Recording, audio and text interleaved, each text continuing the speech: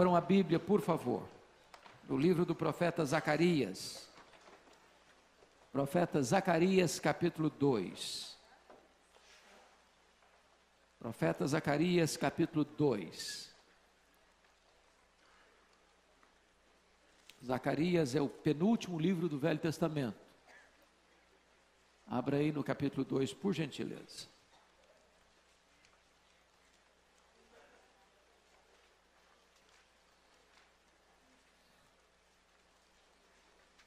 Esse texto vai relatar a terceira visão do profeta Zacarias. Zacarias é chamado de o Apocalipse do Velho Testamento, normalmente por causa das suas visões e também pelo seu caráter escatológico. E esta é a terceira visão que ele vai ter e vai registrar. Então acompanhe, por favor, a leitura e mantenha a sua Bíblia aberta depois. Tornei a levantar os olhos e vi. E eis um homem que tinha na mão um cordel de medir. Então perguntei: para onde vais tu? Ele me respondeu: medir Jerusalém, para ver qual é a sua largura e qual é o seu comprimento. Eis que saiu o anjo que falava comigo, e outro anjo lhe saiu ao encontro, e lhe disse: corre, fala a este jovem. Jerusalém será habitada como as aldeias sem muros, por causa da multidão de homens e animais que haverá nela. Pois eu lhe serei, diz o Senhor, um muro de fogo em redor, e eu mesmo serei, no meio dela, a sua glória. Fugi agora da terra do norte, diz o Senhor, porque vos espalhei como os quatro ventos do céu, diz o Senhor. Salva-te, ó Sião, tu que habitas com a filha da Babilônia. Pois assim diz o Senhor dos exércitos: para obter ele a glória, enviou-me às nações que vos despojaram. Porque aquele que tocar em vós, toca na menina do seu olho.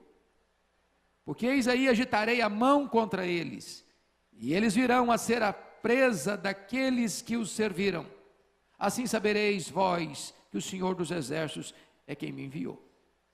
Canta e exulta, ó filha de Sião, porque eis que venho e habitarei no meio de ti, diz o Senhor.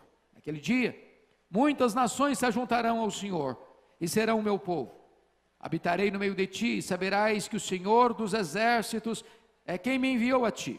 Então o Senhor herdará a Judá como a sua porção na terra santa, e de novo escolherá Jerusalém. Cale-se toda a carne diante do Senhor, porque ele se levantou da sua santa morada. Amém. Eu quero pensar com vocês sobre o tema a Igreja de Deus, uma cidade sem muros. A Igreja de Deus, uma cidade sem muros. Todos vocês bem sabem que Zacarias é um profeta pós-exílico. Ele está profetizando depois do retorno do cativeiro da Babilônia, quando a primeira leva vem sob a liderança de Zorobabel, que é o líder político, e sob a liderança espiritual do sumo sacerdote Josué, para a reconstrução do templo. Mas eles enfrentaram dificuldades, não conseguiram reconstruir o templo, e Deus levanta Ageu e Zacarias para encorajar o povo a lançar mão desta obra, a reconstruir o templo, símbolo da presença de Deus entre o povo. Ageu, o profeta mais velho, Zacarias, o profeta mais novo.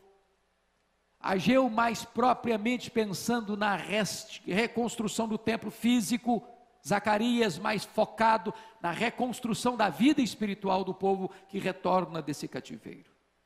Aqui ele está nos revelando uma exposição mais ampla do que havia dito no capítulo 1, verso 16. Portanto, assim diz o Senhor: voltei-me para Jerusalém com misericórdia, a minha casa nela será edificada, diz o Senhor dos exércitos, e o cordel será estendido sobre Jerusalém. Essa era a primeira visão que ele estava tendo. Agora, notem vocês que nessa segunda visão, um outro quadro se nos apresenta. E a guisa de introdução, preciso dizer que nós entendemos que a Igreja de Deus é a mesma, tanto no Antigo quanto no Novo Testamento. Desta forma, Jerusalém aqui é um símbolo da igreja, é um símbolo da igreja. A igreja militante é a cidade de Deus, agora, e a igreja triunfante será a nova Jerusalém. A igreja é o Israel de Deus. Então, notem comigo que o que está acontecendo aqui é que sai um moço para medir Jerusalém. A cidade está debaixo de escombros. Aliás, a cidade vai ficar debaixo de escombros até a vinda de Neemias, no ano 444, muito tempo depois. Mas esse moço sai com um cordel para medir a cidade. O que é que ele está querendo? Ele está pensando em ver Jerusalém reconstruída nos mesmos moldes da Jerusalém que vivera antes do cativeiro, antes de ser destruída pela Babilônia. Ele está pensando em termos bem limitados, e eu chamo a sua atenção então para o primeiro aspecto desta mensagem, que é a perspectiva humana sobre a igreja. Quando sai esse moço para medir, ele está pensando, eu quero Jerusalém, talvez do mesmo tamanho da Jerusalém que foi destruída. Ele está reconstruindo a cidade, ele está pensando no futuro da cidade de Jerusalém, e ele pensa que a cidade vai ter as mesmas dimensões, as mesmas proporções, as mesmas marcas e as mesmas características da cidade que havia sido destruída. E aqui, meus amados irmãos, é muito importante entender já a lição espiritual. Às vezes essa é a visão que você e eu temos da igreja. Nós queremos botar muros, nós queremos botar cercas, nós queremos botar limites, nós queremos botar restrições humanas, achando que a igreja vai ter esse tamanho, aquele tamanho, que vai ter essa limitação, esse muro. E essa é uma visão humana. Ninguém pode medir a extensão da igreja de Deus. Ninguém pode botar muros, cercas, portas, para dizer a igreja vai até aqui e daqui para frente não pode ir mais. Essa é uma visão limitada, essa é uma visão humana. É por isso que sai uma voz para dizer àquele moço, não tente medir, não tente botar cercas, não tente botar limitações. Jerusalém será como uma cidade sem muros, ampla, aberta, que vai ter uma proporção muitíssimo maior. Quando você vai observar as Escrituras, você vai perceber que a igreja vai chegar a todos os povos, a todas as nações, a todas as raças, a todas as línguas, a todas as etnias. E quando você vai para o livro de Apocalipse, a ideia da igreja vai ser de uma multidão inumerável, incontável, e numa linguagem figurada bíblica, como as estrelas dos céus, como as areias da praia do mar. Assim será o tamanho e a dimensão da igreja de Deus. Então, note comigo o versículo 4, a perspectiva divina sobre a igreja. Ele disse, corre e fala este jovem, Jerusalém será habitada como as aldeias sem muros. Oh, amados irmãos, quando nós aqui agora há pouco, nos colocamos de joelhos para orar pela obra missionária, a igreja de Deus, ela rompe qualquer limite, barreira que o homem possa impor sobre ela. Barreira cultural, barreira linguística, barreira geográfica, barreira política, barreira ideológica. A igreja de Deus vai quebrando todos esses muros, vai rompendo todas as cercas, vai quebrando e jogando abaixo todos esses obstáculos. Na verdade, as portas do inferno não podem prevalecer sobre a igreja. Na verdade, na palavra de Jesus, o diabo não pode impedir que o evangelho avance, que a palavra de Deus alcance a última etnia, os últimos povos, os mais longínquos, os mais distantes, os mais remotos. A igreja de Deus vai ser como uma cidade sem muros. Ela é uma igreja universal, atingindo todos os povos, todas as tribos, todas as raças, todas as nações, todas as línguas. Louvado seja Deus. O apóstolo Paulo, quando fala sobre isso, ele diz que em Cristo não pode haver nem grego, nem judeu, nem circuncisão, nem bárbaro, nem cita, nem escravo, nem livre. Esta é a igreja do Deus vivo. Não pode colocar muros para limitá-la. Terceira coisa que eu chamo a sua atenção é a ideia aqui da proteção da igreja. Olha o capítulo 2, versículo 5. Pois eu lhe serei, diz o Senhor, um muro de fogo em redor, e eu mesmo serei no meio dela a sua glória. Aí você começa a perceber que Deus está dizendo agora que Ele será o muro. Jerusalém já tinha sido atacada pelos babilônios, pelos caldeus, e seus muros tinham sido quebrados. Os muros que nós levantamos são frágeis. As muralhas que nós erguemos são vulneráveis. Os castelos de proteção que nós construímos, as torres de proteção que nós construímos, são completamente frágeis. Então Deus está dizendo agora que não são os muros que eles vão construir que vão dar segurança a Jerusalém. Ele está falando da igreja. As muradas mais altas que os homens levantam são vulneráveis. Pense comigo na cidade de Nínive, a capital da Síria. Essa cidade possuía 30 metros, essas muralhas de Nínive possuíam 30 metros de altura, com 1.200 torres. Parecia ser uma cidade inexpugnável. Essas muralhas caíram. Pensa comigo na Babilônia, soberba Babilônia, com muros tão largos que 2 carruagens podiam correr em cima delas, elas caíram. Mas Deus está dizendo agora, eu vou ser o muro. Eu vou ser o protetor da igreja. Não é o muro que o homem levanta, não é a cerca que o homem levanta. Sou eu que me coloco como um muro ao redor do meu povo, ao redor de Jerusalém. E louvado seja Deus, meus irmãos, nós temos uma proteção real, verdadeira, legítima. Nós estamos nas mãos do Filho de Deus. Ele diz, as minhas ovelhas ouvem a minha voz, eu dou a elas a vida eterna, e ninguém as arrebatará das minhas mãos.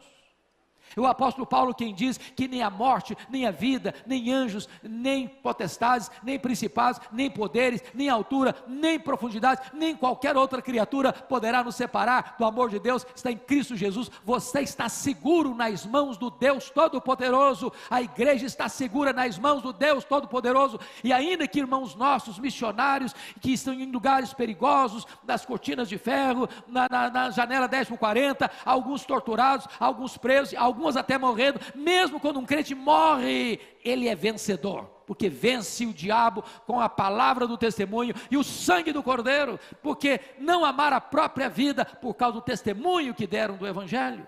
A igreja está guardada e protegida. Mas mais, nota em quarto lugar comigo, no versículo 5 ainda, que este muro não é um muro qualquer, mas é um muro de fogo.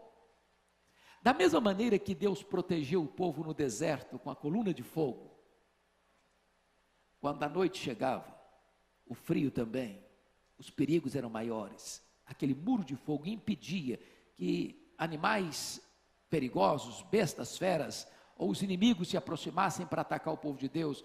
Deus está agora dizendo para a igreja o seguinte: eu sou ao seu redor um muro de fogo.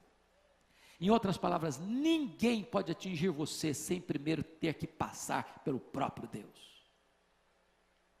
É Ele quem cerca você. E Ele é um muro de fogo ao seu redor. E está escrito ainda no versículo 5, preste bem atenção: eis, pois eu lhe serei, diz o Senhor, um muro de fogo em redor, eu mesmo serei no meio dela. Em outras palavras, o texto está dizendo que Deus não só protege você, Ele está com você.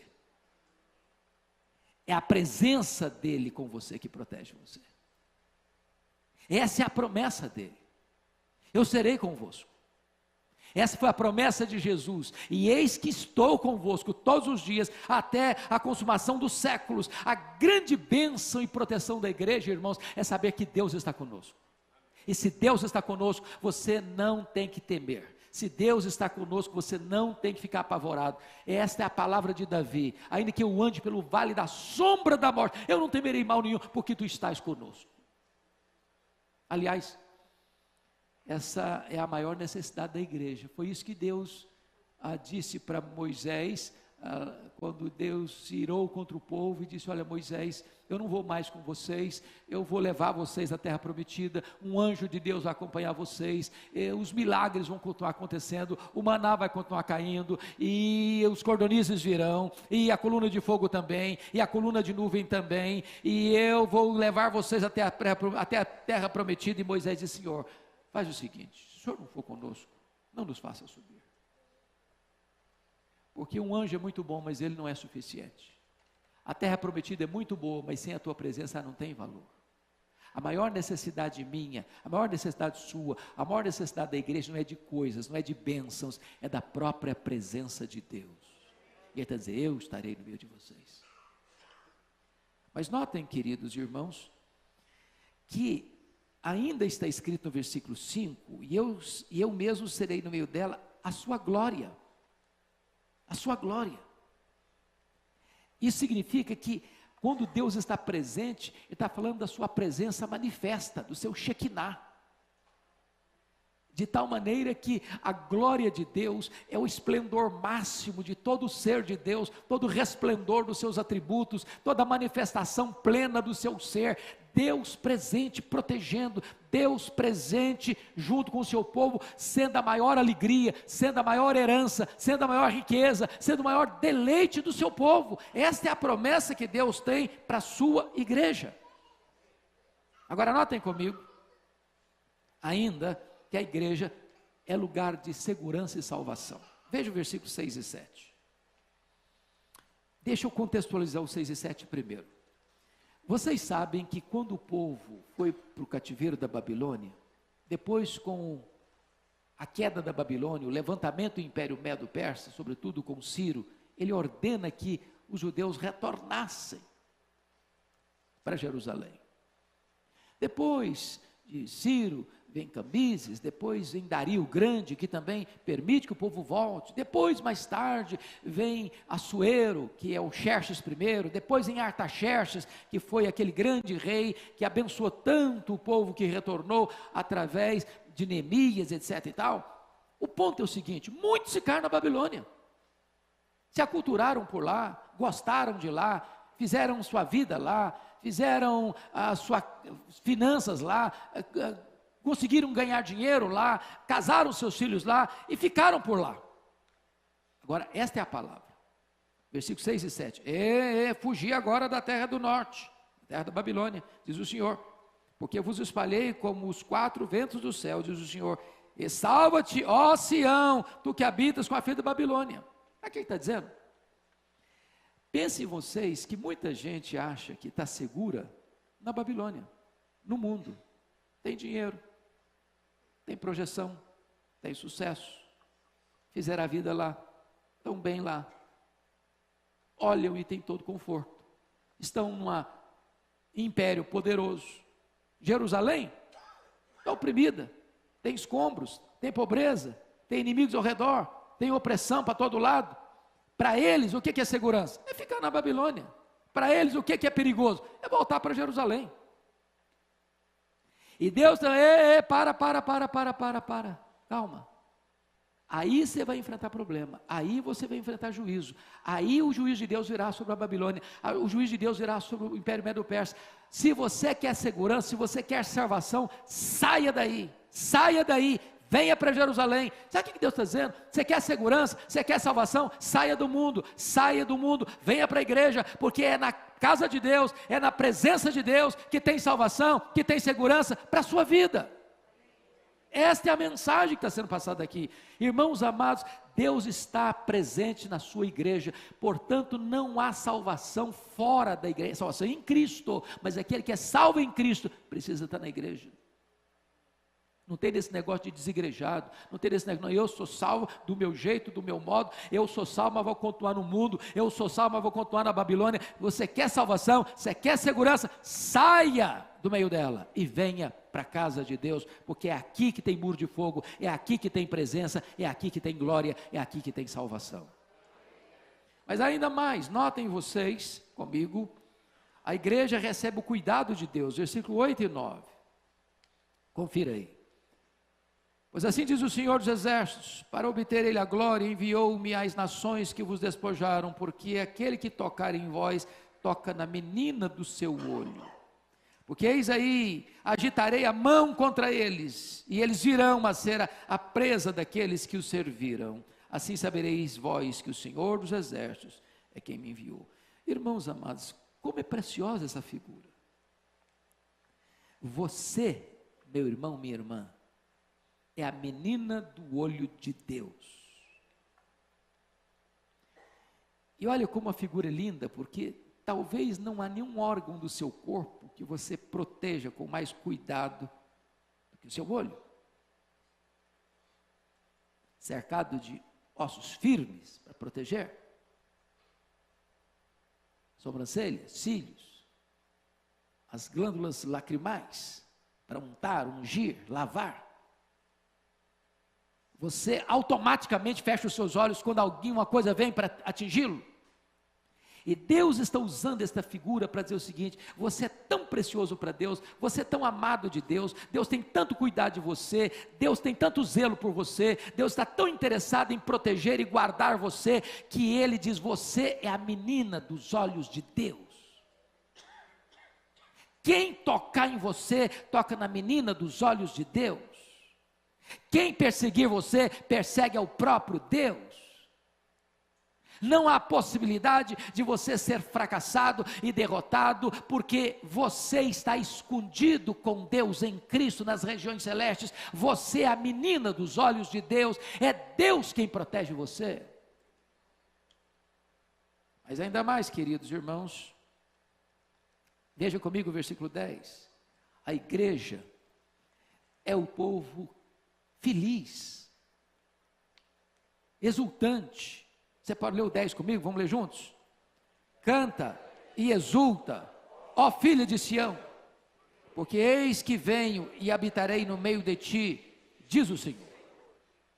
Irmãos amados, se existe uma marca da igreja de Deus, é a alegria.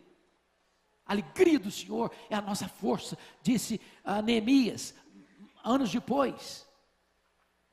É preciso que o mundo veja em nós, não um rosto comprido, não um semblante triste, abatido, não alguém que tem um semblante de alguém que está fracassado, derrotado, sem perspectiva, sem ânimo, sem alegria, sem esperança, sem paz, sem gozo na alma. A ordem de Deus para esse povo é: exulta, canta, jubila. Deus está no meio de você. Deus é o seu Deus, Deus é o seu protetor, Deus é o seu salvador, Deus é o seu galardoador, Deus é a sua alegria, exulta nele. Viva uma vida plena, maiúscula, superlativa, abundante, viva a glória da presença de Deus, experimente isso de forma maiúscula. Ele está no meio de vocês, então exultem nele, cantem de júbilo. Esta é a ordem que Deus deu ao seu povo. Mas notem mais, olha comigo o versículo 11, a igreja como abrigo para os povos. Naquele dia, muitas nações se ajuntarão ao Senhor, e serão o meu povo, habitarei no meio de ti, e saberás que o Senhor dos Exércitos é quem me enviou. Essa figura é preciosíssima, naquele dia, muitas nações se ajuntarão ao Senhor, e serão o meu povo. Olha a obra missionária aqui, pastor Ival. Irmãos amados, está escrito em Apocalipse 5:9, que Jesus Cristo, Filho de Deus, o Cordeiro, morreu para comprar com seu sangue os que procedem de toda tribo, raça, povo, língua e nação. E essas pessoas virão, quando elas ouvirem o Evangelho. A Bíblia diz que o Senhor tem outras ovelhas que não estão no aprisco ainda. E essas ovelhas, quando ouvirem a voz do pastor, que é o Evangelho, o próprio Espírito de Deus vai arrancar o tampão dos ouvidos, a venda dos olhos, tirar o coração de pedra e dar um coração de carne. E essas nações, e esses povos, e essas pessoas de todas as etnias da terra virão, e virão, e virão, e virão, e farão parte da igreja do Deus vivo. Louvado seja o Senhor. Irmãos amados, a obra missionária é uma obra vitoriosa, não tem como dar errado, não tem como fracassar. Foi o que Deus disse para Paulo lá em Corinto: eu tenho muito povo nessa cidade, fala e não te cales. Mas eu quero concluir. Veja você comigo, que a igreja vai se transformar na herança de Deus e no monumento vivo do poder de Deus na história. Olha o versículo 12 e 13 comigo. Então o Senhor herdará a Judá como a sua porção na terra santa. Grife aí, terra santa, porque nós estamos muito acostumados a ouvir falar: eu vou na terra santa, eu vou a Israel à terra santa, e se refere a Israel como terra santa. É a única vez na Bíblia que o território de Israel é chamado de terra santa, é aqui, no capítulo 2, versículo 12 de Zacarias. O Senhor herdará Judá como a sua porção na terra santa, e de novo escolherá Jerusalém. E então ele diz: cale-se toda a carne diante do Senhor, porque ele se levantou da sua santa morada. O que ele está dizendo é o seguinte, meus irmãos e irmãos: aqueles grandes impérios que se levantaram para perseguir Israel, o povo de Deus, todos eles caíram. Caiu a Síria, caiu a Babilônia, caiu o Império Medo-Persa, caiu o Império Greco-Macedônio, caiu o Império Romano, caíram todos os reinos dos homens, mas a igreja de Deus permanece viva, forte, crescendo, gloriosa, poderosa, invencível. Cale-se as nações. Todos aqueles que se levantaram contra a igreja de Deus caíram. A igreja de Deus permanece de pé. Ela avança. Ela avança. E ao fim, amados irmãos, nós seremos não mais igreja militante, mas igreja triunfante. Não apenas a Jerusalém da terra, mas a nova Jerusalém, a Jerusalém celeste. Então não haverá mais luta, então não haverá mais dor, então não haverá mais pranto, então não haverá mais morte, então nós estaremos para sempre com Ele, reinando com Ele em glória eterna. Que privilégio ser igreja de Deus, que privilégio fazer parte do rebanho de Deus, que privilégio ser o corpo de Cristo, que privilégio ser o Israel de Deus, que privilégio estarmos hoje aqui, debaixo do sangue do Cordeiro, protegidos, guardados, com a consciência de que Ele está conosco, e Ele é a nossa glória, Ele é a nossa herança, Ele é a razão da nossa vida. Fique em pé, por gentileza.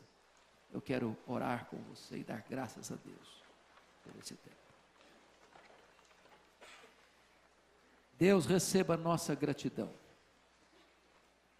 porque encontramos na Tua palavra, esta palavra profética, de que a Tua igreja é uma cidade sem muros, de que nenhuma força humana, nem sobre-humana, poderá colocar limites na Tua igreja.